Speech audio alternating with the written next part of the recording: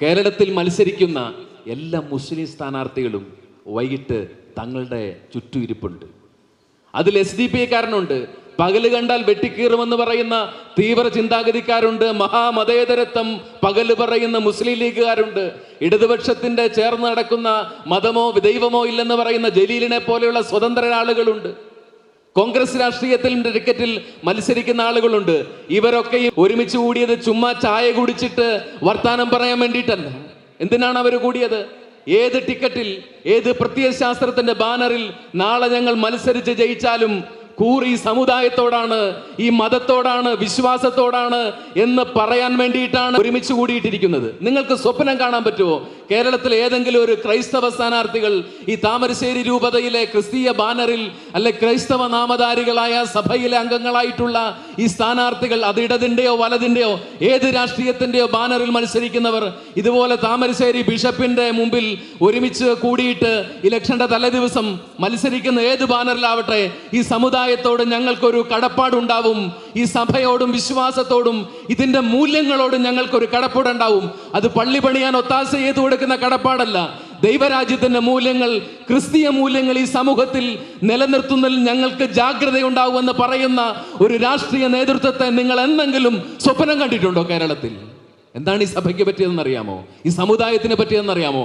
അവനവനെ കുറിച്ച് മാത്രം വിചാരമുള്ളവരും അവനവന്റെ സാമ്രാജ്യങ്ങൾ വളർത്തണമെന്ന് മാത്രം വിചാരപ്പെടുന്നവരും രാഷ്ട്രീയ മോഹികളായിട്ട് തുപ്പായം തുന്നി വന്ന മുതലാണ് ഈ സമുദായത്തിന്റെ ദൈവരാജ്യത്തിന്റെ മൂല്യങ്ങൾ, സഭയുടെ മൂല്യങ്ങൾ ഒന്നും വിലമതിക്കപ്പെടാതെയും ഉറക്കെ പറയപ്പെടാതെയും പാലിക്കപ്പെടാതെയും പോയത്.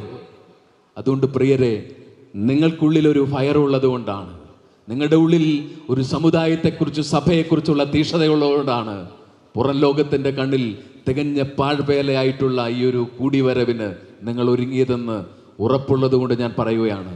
നമുക്കിന്ന് വേണ്ടത് ദൈവരാജ്യത്തിൻ്റെ ഒരു രാഷ്ട്രീയ ബോധമാണ്. അതേതെങ്കിലും ഒരു പ്രത്യയശാസ്ത്രത്തിന് അന്ധമായിട്ട് അടിമകളായിത്തീരുന്ന ഒരു രാഷ്ട്രീയ ബോധമല്ല. ദൈവരാജ്യത്തിൻ്റെ രാഷ്ട്രീയ ബോധം. അതിൽ സ്വാതന്ത്ര്യത്തെക്കുറിച്ചുള്ള ചിന്തയുണ്ട്, സമത്വത്തെക്കുറിച്ചുള്ള ചിന്തയുണ്ട്, സാഹോദര്യത്തെക്കുറിച്ചുള്ള ചിന്തയുണ്ട്. ഈ ചിന്തകളിൽ അധിഷ്ഠിതമായിട്ടുള്ള ഒരു രാഷ്ട്രീയ ബോധം ഇവിടെ വളർന്നെടുക്കണം.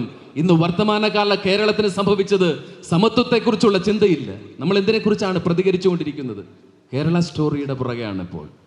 കേരള സ്റ്റോറി ഇറങ്ങുന്നു, ട്രെയിലർ ഇറങ്ങിയപ്പോൾ തൊട്ട് കണ്ണുനീർ വാർക്കുന്ന നേതാക്കന്മാരെ നമ്മൾ കണ്ടു.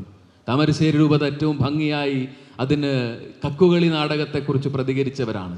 ഈ കേരളത്തിൻ്റെ പാർട്ടി ഗ്രാമങ്ങൾ തോറും കൊണ്ടു നടന്ന് ഭരണപാർട്ടിയുടെ പിൻബലത്തിൽ പൂക്കാസ എന്ന് പറയുന്ന പുരോഗമന കലാസാഹിത്യ സംഘത്തിന്റെ അണിയറകളിൽ ഒരുക്കിപ്പെട്ട ഇങ്ങനെ ഒരു കെട്ടനാടകം കേരളത്തിൽ കെട്ടിയാടുകയും നമ്മുടെ വിശ്വാസത്തിന്റെ നെഞ്ചത്തോട്ട് കളം വലിച്ചിട്ട് അവർ തുള്ളിച്ചാടുകയും ചെയ്തപ്പോൾ ഇവിടുത്തെ ഒരു വലതു പാർട്ടിയുടെ നേതാക്കന്മാർക്കും നൊന്തില്ല, ഇവിടുത്തെ ഇടതു പാർട്ടിക്ക് നൊന്തില്ല, ഒരു രാഷ്ട്രീയക്കാർക്കും കണ്ണീർ വാർക്കേണ്ട കാരണമായിട്ട് അങ്ങനെയുള്ള ഒരു അസംബന്ധത്തിന്റെ പൊറാട്ട് നാടകം മാറിയിട്ടില്ല.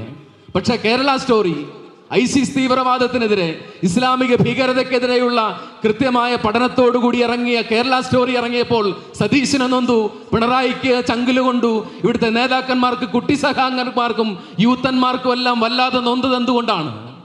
ഇവിടെ കെട്ടിയാടുന്ന അടിമകളുടെ കെട്ടരാഷ്ട്രീയമാണ്. നമ്മൾ ഒരുമിക്കേണ്ടതും ഉണർന്നെഴുന്നേൽക്കേണ്ടതും.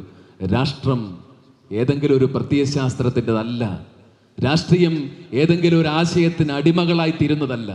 ദൈവരാജ്യത്തിൻ്റെ മൂല്യങ്ങൾ ഈ ഭൂമിയിൽ കൊണ്ടുവരാൻ വേണ്ടിയിട്ടാണ് ഒരു ക്രിസ്ത്യാനി രാഷ്ട്രീയത്തിലേക്ക് ഇറങ്ങുന്നത്. അങ്ങനെയെങ്കിൽ എന്നെങ്കിലും ഏതെങ്കിലും കാരണത്താൽ ഈ രാഷ്ട്രീയ പ്രവർത്തനം ഒരു കൃപയില്ലാത്തതാണെന്നൊരു ശരാശരി ക്രിസ്ത്യാനിക്ക് തോന്നാനിടയുണ്ട്. ഇന്നൊരു ശരാശരി ക്രിസ്ത്യാനിയുടെ മുഖത്തോട്ട് നോക്കിയാലുള്ള ഭാവം എന്താണെന്നറിയാമോ? പേടിയാണ്. പേടിയാണ് ഒരു ശരാശരി ക്രിസ്ത്യാനിയുടെ മുഖത്തോട്ട് നോക്കിയ ഭാവം. ആരാണെന്നും അവന്റെ കൂട്ടായ്മയെക്കുറിച്ചും സംഘബലത്തെക്കുറിച്ചും ഒന്നും അറിയാത്ത പേടിയാണ്. നമ്മൾ ആരാണെന്നും ചിന്തിച്ചു നോക്കിക്കേ.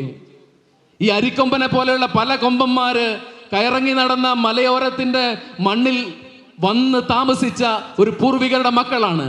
അങ്ങനെ ഇറങ്ങി ഒറ്റയാന്മാരോടും കൊമ്പന്മാരോടും ചുമച്ച് കാട്ടിൽ കയറ്റി വിടാനും മാത്രമുള്ള തണ്ടലും നെഞ്ചുറപ്പുള്ളവരുടെ മക്കളായിരുന്നു നമ്മൾ.